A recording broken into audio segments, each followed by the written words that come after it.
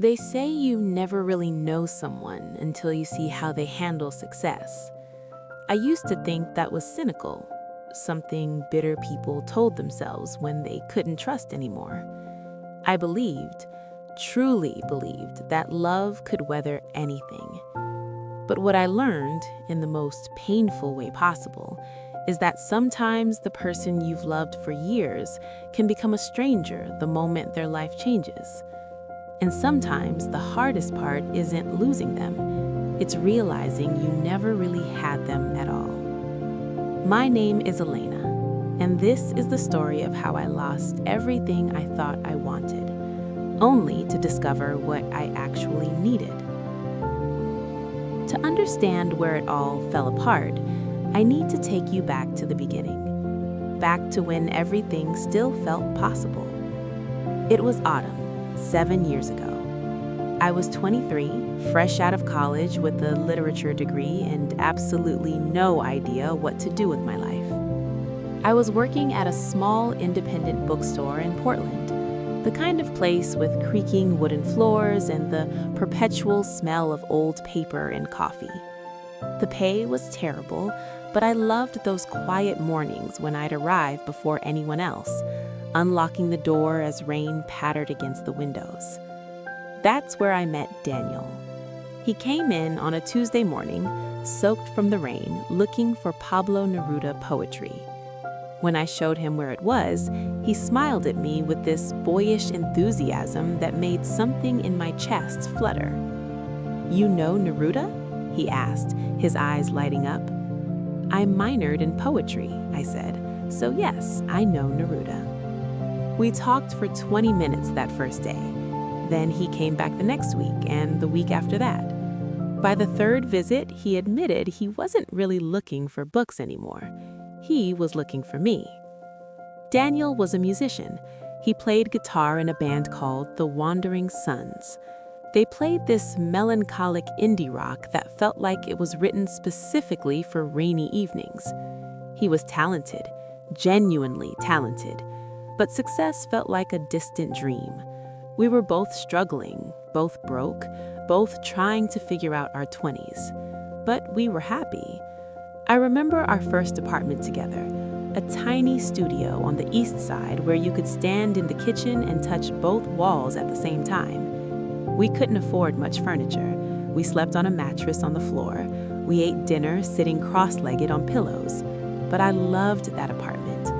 I loved how Daniel would play guitar while I read, how we'd cook together in that narrow kitchen, bumping into each other constantly, laughing when we spilled something. We had this ritual. Every Sunday morning, we'd walk to this little cafe 3 blocks away. Same order every time. Lattes for both of us, a blueberry muffin for me, a breakfast burrito for him. We'd sit by the window and talk about everything. Books, music, dreams we had for the future. "One day," Daniel would say, his fingers laced through mine, "I'm going to make it, really make it.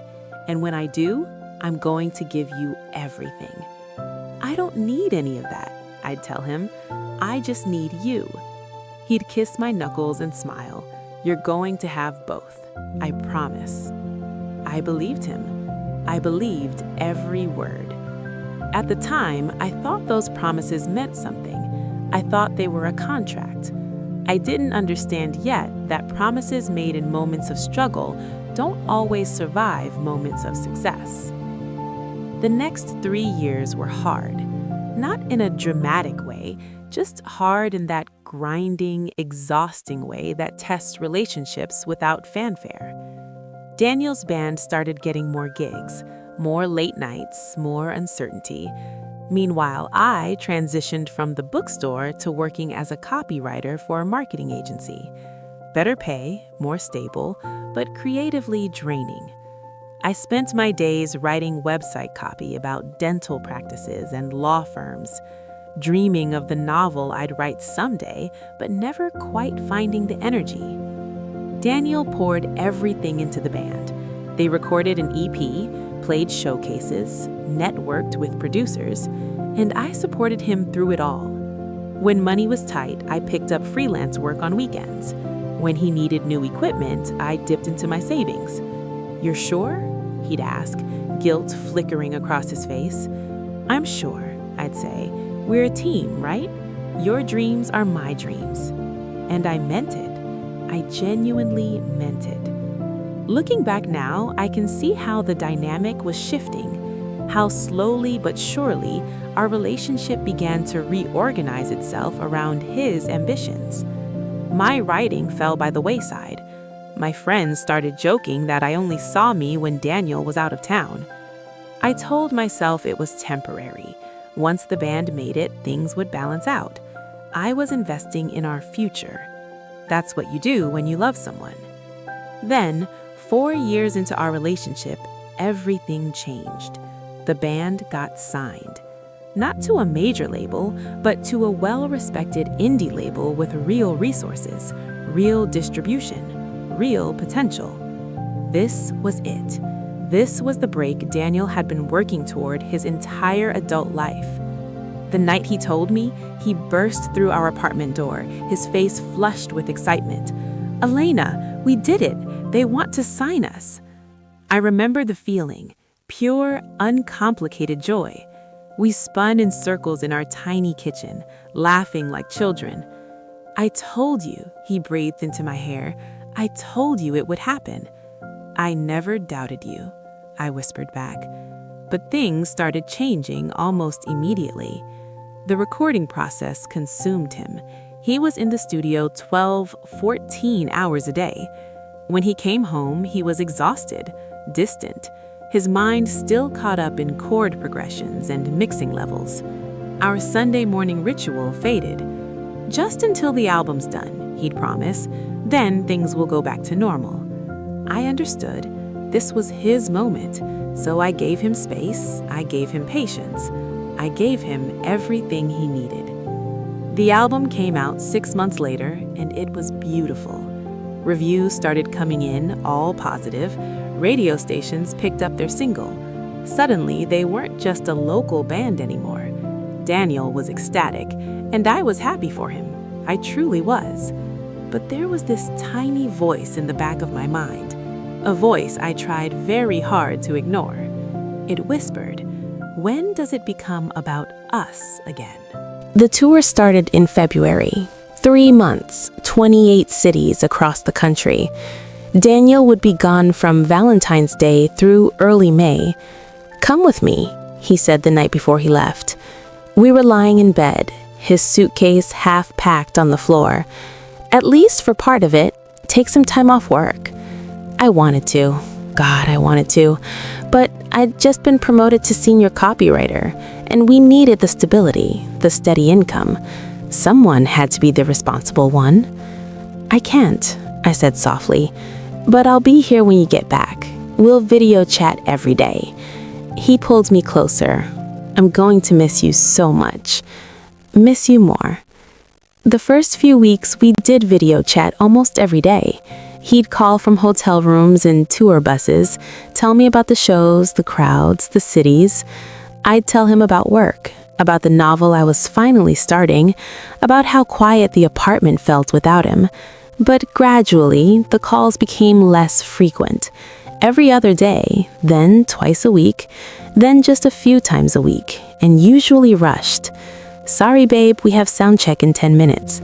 Sorry, we're at this industry thing, I'll call you later. Sorry, I'm exhausted, can we talk tomorrow?" I told myself it was natural. He was busy, living his dream. But the distance, not just physical, but emotional, was starting to create this hollow ache in my chest. Then came the Instagram photos. I'd always followed the band's account, but it was Daniel's personal account that started showing me something I couldn't ignore. Photo after photo from the tour, the band at after parties, industry events, late-night diners, and in many of them, there was a woman. Her name was Amber. She was their tour photographer, hired by the label to document everything. She was beautiful in that effortless way. Long blonde hair, vintage band t-shirts, septum piercing. The kind of woman who looked like she belonged in the world of indie music. In the photos, she was always laughing, always right next to Daniel, their heads tilted together as they looked at her camera. Easy, comfortable. I tried not to read into it. They worked together. They were friends. I wasn't going to be that girlfriend who got jealous. But there was one photo that made my stomach drop. It was tagged at 2 a.m., Nashville. They were sitting in a booth at a diner. Daniel's arm was stretched across the back of the booth behind Amber. She was leaning into him, both of them grinning at the camera. The caption read, 3 a.m. diner philosophy with the real ones. I stared at that photo for longer than I want to admit. The way his arm was positioned, the way she leaned into him, the easy intimacy of it. When I called him the next day, I tried to keep my voice light. Saw the photos from Nashville. Looks like you're having fun. Yeah, it's been amazing. The crowd last night was insane. That photographer, Amber, she seems cool. There was a pause, just a fraction of a second, but I caught it. Yeah, she's great, really talented. You guys seem close. I mean, we're all close. We're basically living on top of each other on this bus. He laughed, but it sounded forced. Right, of course. I let it go, because I was terrified of the answer I might get if I pushed. So I pushed those thoughts down, told myself I was being paranoid, but the ache in my chest grew deeper.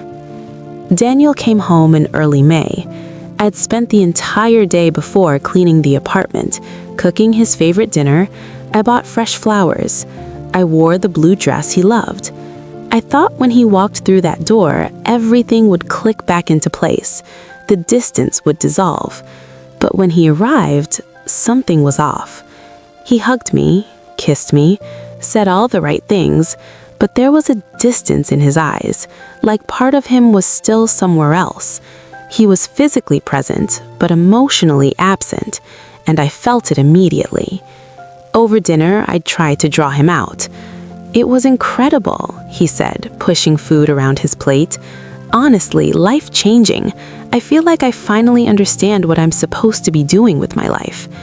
The way he said it, I finally understand what I'm supposed to be doing, made my stomach drop. As if everything before, including our entire relationship, had just been prologue to his real life.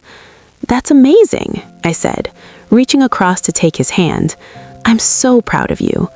He smiled, but it didn't reach his eyes. Thanks for holding down the fort here. Holding down the fort, like I was support staff, not my partner. The days that followed felt strange.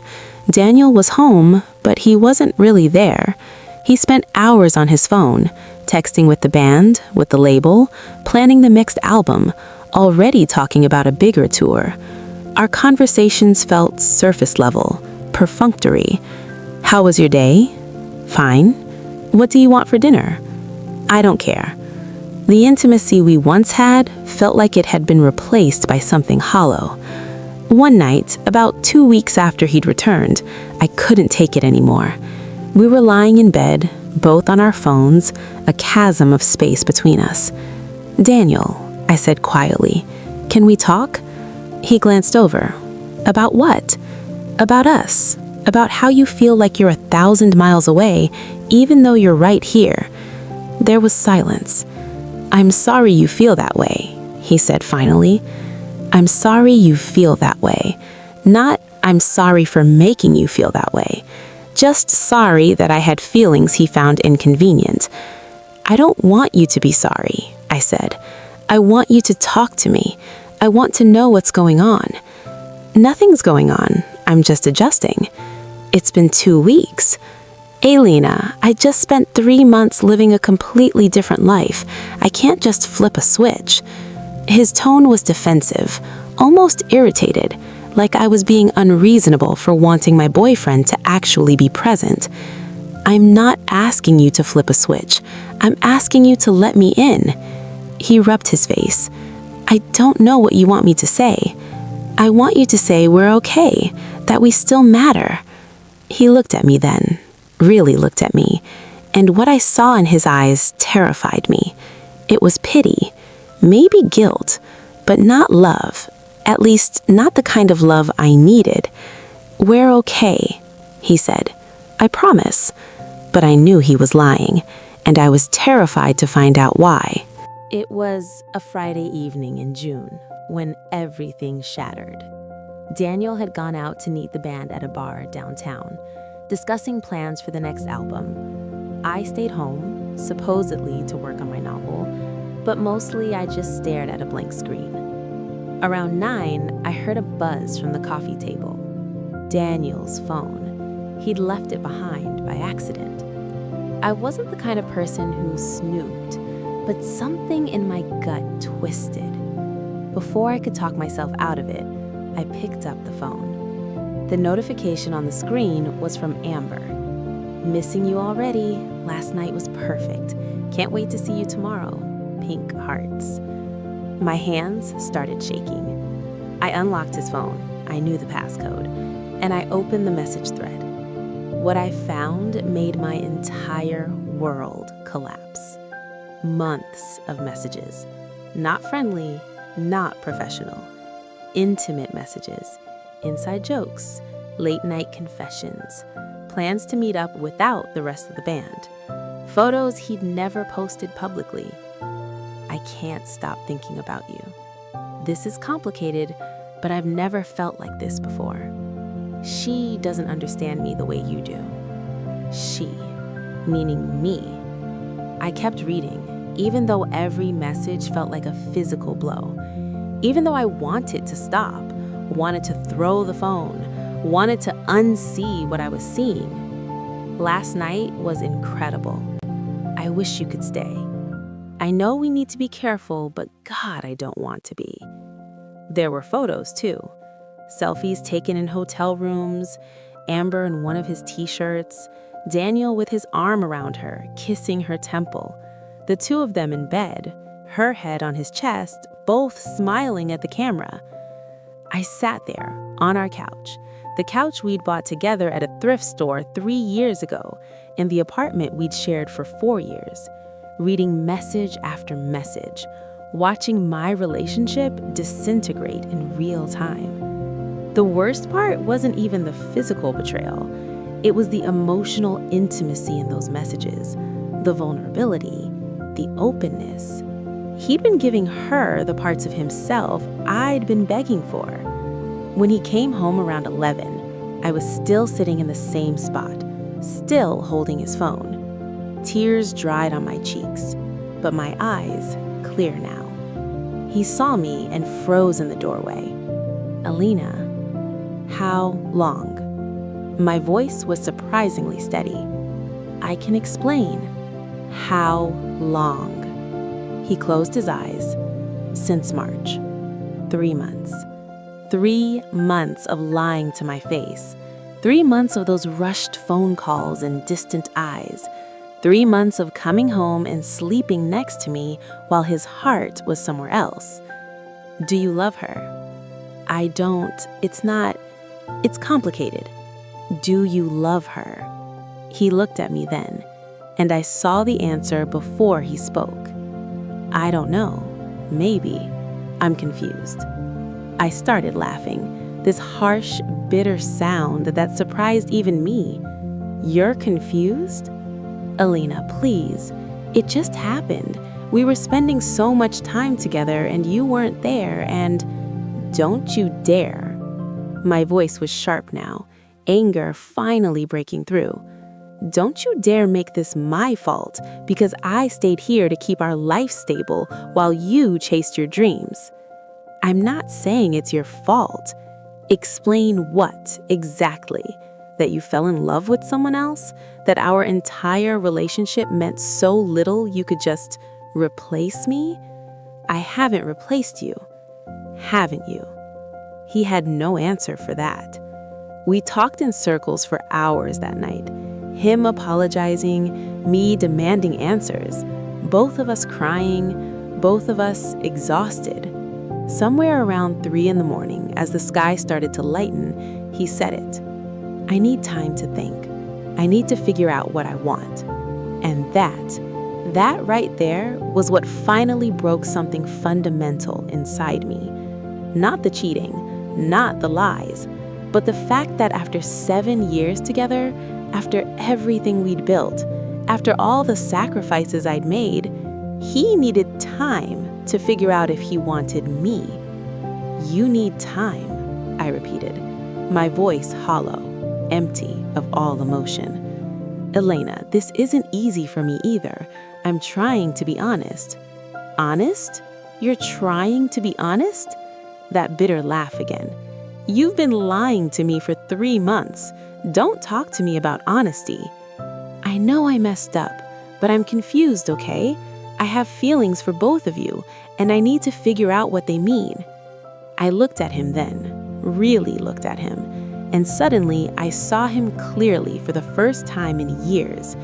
I saw the selfishness, the entitlement, the way he'd taken my love for granted because it had always been there, steady, unwavering.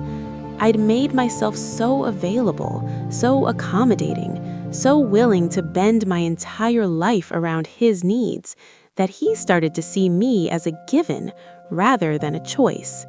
I was the safety net, the fallback, the person who would always be there, waiting patiently no matter what he did. And I realized something that changed everything. I didn't need him to choose me. I needed to choose myself. Get out, I said, quietly. What? Get out of my apartment. Elena, let's not make any rash decisions. This isn't rash. This is the clearest I've thought in months, maybe years. Get your things and get out. Where am I supposed to go? The audacity of that question. I don't care. Go to Amber, go to a hotel, go anywhere. Just get out. He stared at me, clearly shocked. I think he'd expected me to wait, to be understanding, to give him the space he needed. He'd gotten so used to me prioritizing his needs that he couldn't conceive of me doing anything else. Elena, please, let's talk about this. We're done talking. I'm done talking. I've spent 7 years talking, explaining, understanding, accommodating, sacrificing. I'm exhausted. You need to leave now. He must have heard something in my voice he'd never heard before, because he didn't argue anymore. He packed a bag in silence. I sat on the couch, hands folded in my lap, face dry of tears. I'd cried all night. Now I just felt empty, hollow. When he walked towards the door, he stopped and said, I really am sorry. I do love you. I never stopped loving you. But you stopped choosing me, I said, and that's what matters. He left. The door clicked shut, and I sat there in that apartment we'd shared for 4 years, surrounded by 4 years of memories, and I felt the weight of 7 years dissolve around me. The silence was deafening. For the first time in 7 years, I was completely alone. And I sat in that aloneness, in that terrifying, liberating silence, and felt something I hadn't felt in a long time. The faint, fragile stirring of possibility. The first week after Daniel left was the hardest. I called in sick to work, spent 3 days in the same pajamas, alternating between crying so hard I couldn't breathe and staring blankly at the wall, my mind numb, unable to process what had happened. My best friend Maya came over on day 2. I texted her late at night, just 2 words, "It's over." She showed up with wine and Thai takeout and her overnight bag, and she just held me while I ugly cried on her shoulder. The kind of crying where you can't form words, where grief comes out in sounds that don't quite seem human. "You did the right thing," she kept saying, her hand rubbing circles on my back. "You're so much stronger than you think. You're going to be okay." I didn't believe her. I didn't feel strong. I felt broken, shattered into so many pieces I couldn't imagine ever being whole again. I'd invested 7 years in a future that would never exist. 7 years of compromise and sacrifice, of shaping my life around someone else's dreams. 7 years of building a foundation that turned out to be sand. What did I even have left? But slowly, so slowly I almost didn't notice, something began to shift.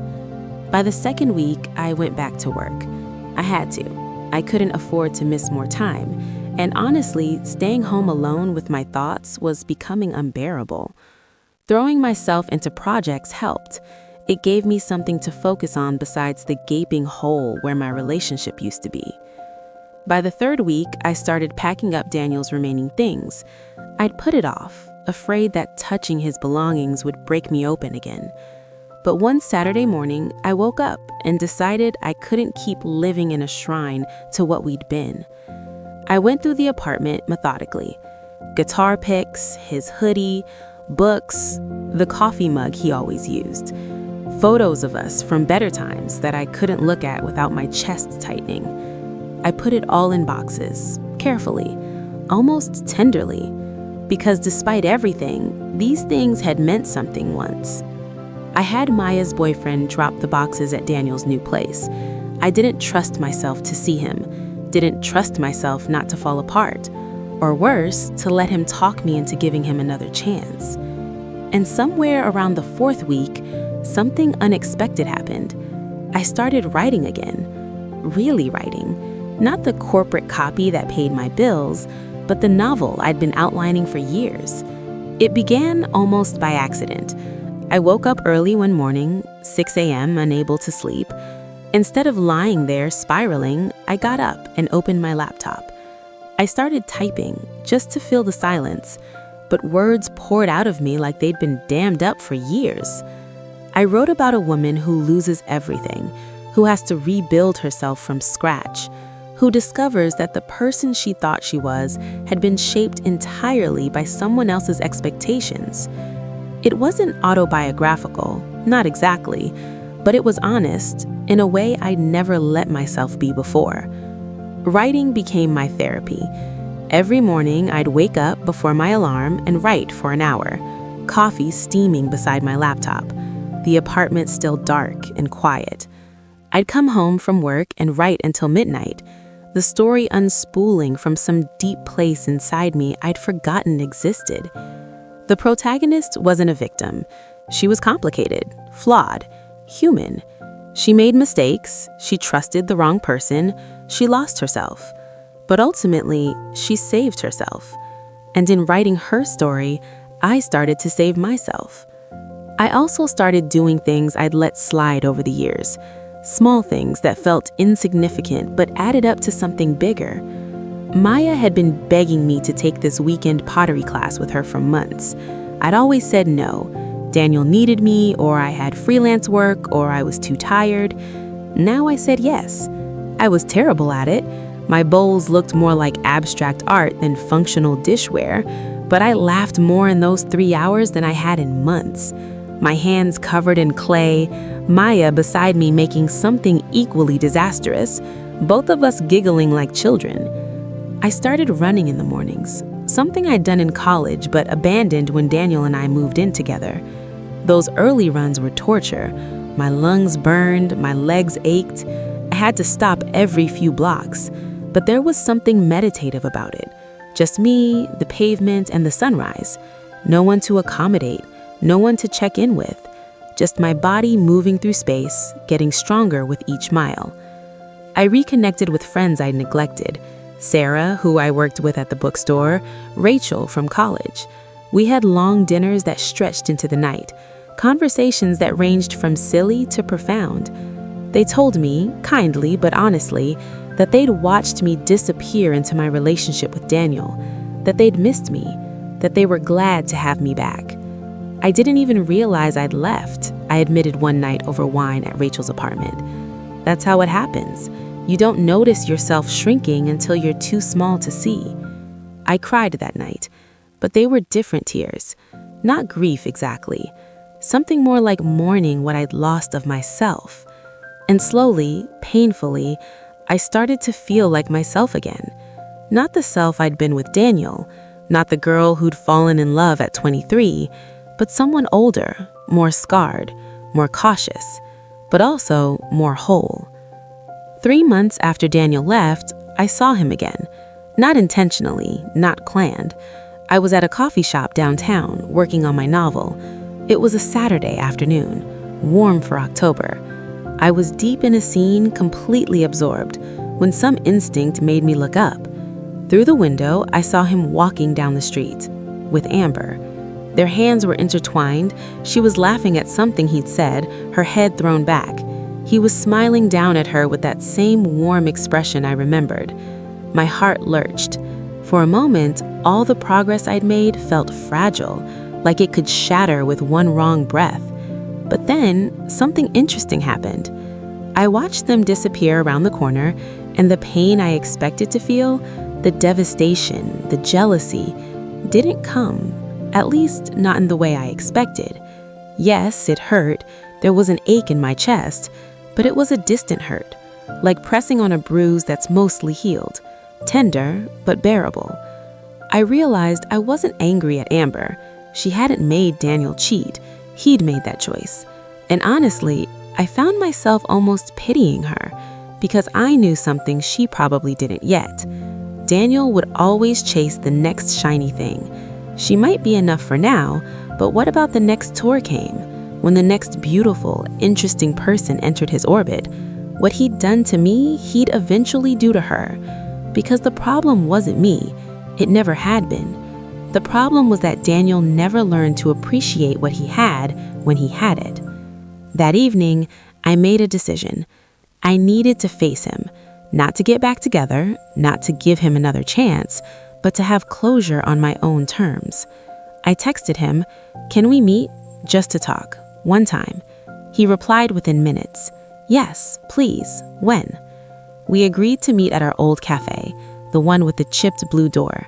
Sunday morning, just like old times, except everything was different now. I arrived first, deliberately early. I chose a table by the window, not our usual spot. I couldn't bear that. When Daniel walked in, I felt a strange detachment. He looked the same, but somehow different. Older, maybe. Or maybe I just saw him differently now. "Hi," he said, sliding into the chair across from me. He looked nervous, fingers drumming on the table. "Hi." For a moment, neither of us spoke. The silence stretched, awkward and heavy. "Thank you for agreeing to meet," he finally said. "I wasn't sure you would." "I needed to. For me, not for you." He nodded, looking down at his hands. "I've been wanting to talk to you, to apologize properly." "Okay, I'm listening." He took a breath. "I'm sorry for everything. For cheating on you, for lying, for taking you for granted. You deserved so much better than what I gave you." "Yes," I said, "I did." He looked surprised that I agreed so readily. Maybe he expected me to soften it, to reassure him. "I was selfish," he continued. "I got caught up in everything, the success, the attention, and I lost sight of what mattered." "You didn't lose sight of me, Daniel. You chose to look away." "That's fair. For 7 years, I made you my priority. I supported your dreams. I adjusted my life around yours. I gave you everything I had. And the moment your life got bigger, the moment you didn't need me the same way, you replaced me." It wasn't like that. It was exactly like that. And the worst part is you're not even really sorry. You're sorry that you hurt me, maybe, but you're not sorry you left because you got what you wanted. He didn't deny it. He couldn't. "I don't hate you," I said, and I meant it. "I'm not even angry anymore. I'm just sad for what we could have been if you'd chosen differently, if you'd valued what we built instead of chasing something new." "I still care about you," he said quietly. "I know. And I still care about you too, in a way. But caring isn't enough. It was never going to be enough. Are you okay?" I smiled. A real smile. "I'm doing better than okay. I'm writing, really writing. I'm remembering who I am outside of being your girlfriend. I'm building a life that's just mine. Something flickered in his eyes. Regret, maybe, or loss. I'm glad, he said, though he didn't sound glad. I hope you're happy, I said. I genuinely do. I hope this life you've chosen is everything you wanted. But I also hope you learn something from this. I hope you learn to appreciate the people who love you while you have them. Because one day, you're going to wake up and realize that success means nothing if you don't have anyone to share it with who actually knows you. He was quiet. This is goodbye, I said gently. Real goodbye. I needed to tell you how I felt, and I needed to hear you acknowledge what you did. And now I need to move forward without you in my life. I understand. I stood up, slung my bag over my shoulder. Take care of yourself, Daniel. You too, Alina. I walked out of that cafe into the bright morning sunlight, and I felt lighter than I had in months. Not because I'd gotten revenge or made him feel guilty, but because I'd spoken my truth.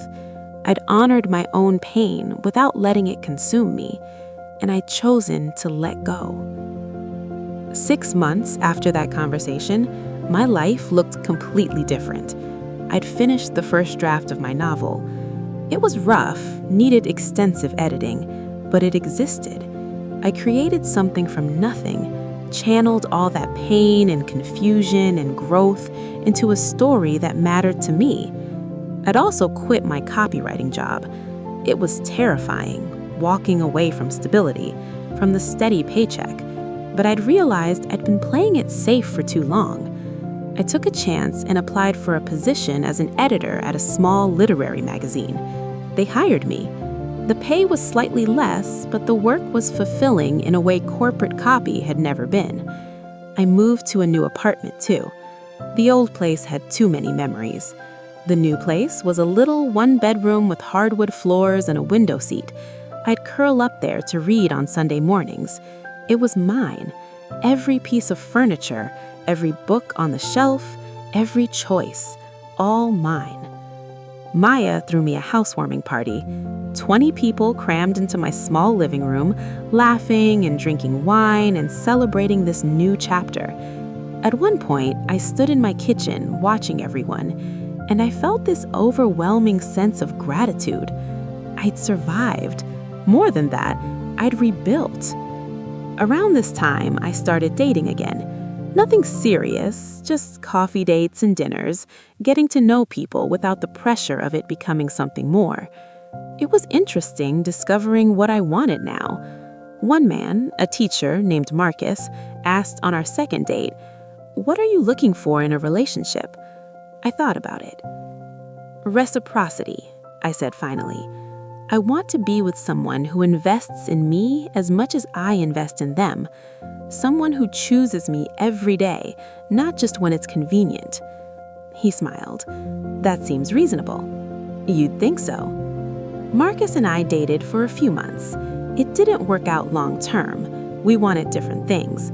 But it was good, healthy. He treated me with respect, was honest about his feelings, and when we ended things, we did so kindly. It reminded me that not all endings have to be devastating. Sometimes people can care about each other and still not be right for each other, and that's okay. A year after Daniel left, I had a moment of clarity. I was sitting in my favorite coffee shop, a new one I'd discovered, when a young couple came in. They were clearly in the early stages of love. Couldn't stop touching each other, every joke the funniest thing they'd ever heard. I watched them for a moment, and instead of feeling bitter or sad, I felt hopeful, because I understood something I hadn't before. What I had with Daniel was real. The love, the connection, the joy, it had all been real. And the fact that it ended didn't erase what we shared. But I also understood that I'd confused love with self-sacrifice. I thought that being a good partner meant making myself smaller, making his dreams more important than mine, proving my devotion through how much I was willing to give up. I'd learned the hard way that love should not require you to lose yourself. Real love, healthy love, should make you more yourself, not less. Daniel had given me an unintentional gift. He'd forced me to rebuild from the ground up, and in doing so, I discovered parts of myself I never knew existed. I'd found my voice as a writer. I'd learned to set boundaries. I'd developed the courage to choose myself, even when it was terrifying. I'd become someone I was proud to be. That evening, I went home and opened my laptop. I'd been stuck on a particular scene in my novel for weeks, but suddenly I knew exactly how to write it. The protagonist, after losing everything, stands in her new apartment and realizes she hasn't lost anything. She's gained herself. I typed furiously, the words flowing faster than I could think them, tears streaming down my face. Not sad tears, cathartic ones. When I finally finished the scene, it was past midnight. I saved the document, closed my laptop, and sat in the quiet of my apartment. "Thank you," I whispered, to the universe, to my past self for having the courage to leave, to Daniel for showing me what I didn't want, to everyone who'd helped me rebuild. And then I went to bed in my own apartment, in my own bed, content with my own company, whole. 2 years after Daniel left, I was at a bookstore signing. My novel had been published 6 months earlier by a small independent press. It wasn't a bestseller, it probably never would be, but it had found its audience. People connected with it. They wrote me emails about how the story had helped them through their own heartbreaks, their own journeys of self-discovery. They told me they felt seen. The bookstore signing was at a small independent place in northeast Portland. Maybe 40 people showed up, which felt miraculous. I read an excerpt, answered questions, signed books until my hand cramped. As the crowd thinned out, a woman approached me. She looked to be in her early 30s, with kind eyes and a worn copy of my book. "Thank you for writing this," she said, her voice thick with emotion. "I just left a 7-year relationship. Reading your book made me feel less alone." I took her hand.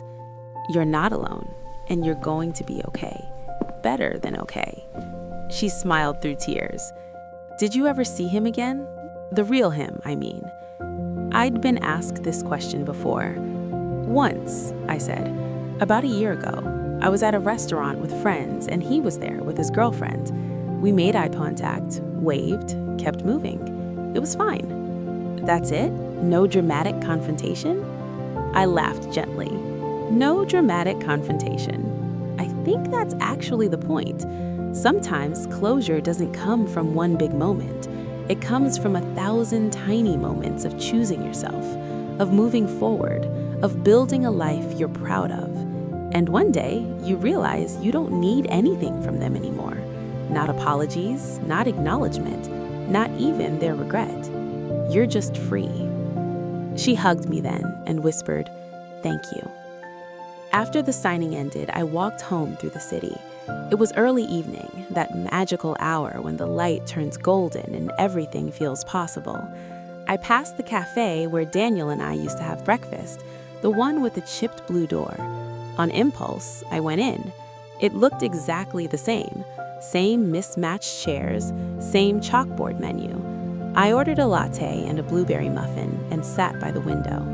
Not to relive old memories, but to create a new one, to reclaim the space as my own. As I sat there, watching people pass by, I thought about the girl I'd been 7 years ago, working in a bookstore, falling in love, believing that love was enough. She'd been so naive, so willing to give everything without asking for anything in return. But she'd also been brave. She'd loved fully, trusted deeply, committed wholly, and even though it had ended in heartbreak, I couldn't regret it, because that heartbreak had cracked me open, had forced me to grow, had pushed me to become someone stronger and wiser and more complete. I pulled out my phone and opened my notes app. I'd been thinking about my next novel. Suddenly, I knew what it would be about. A woman who thinks she's lost everything, only to discover she's found herself. I started typing right there in the cafe, and I smiled, because I'd learned the most important lesson of all. You can survive the ending of your story. You can survive betrayal, heartbreak, devastating loss, and on the other side, you can build something even better than what you had before. Not because the pain didn't matter, but because you matter more. 5 years after Daniel left, I received an unexpected message. It was from him, short and simple. "I saw your book in a store today, bought a copy. I'm proud of you. You deserved everything good that's happened to you. I hope you're happy. D." I stared at the message for a long time.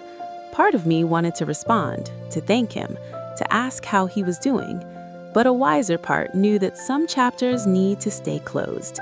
Instead, I simply liked the message, a small acknowledgement. Then I put my phone away and went back to work. I was in my home office. I'd upgraded to a 2-bedroom apartment specifically so I could have a dedicated writing space. Through the window, I could see the city sprawling out below me. I heard the front door open. "Babe, I'm home."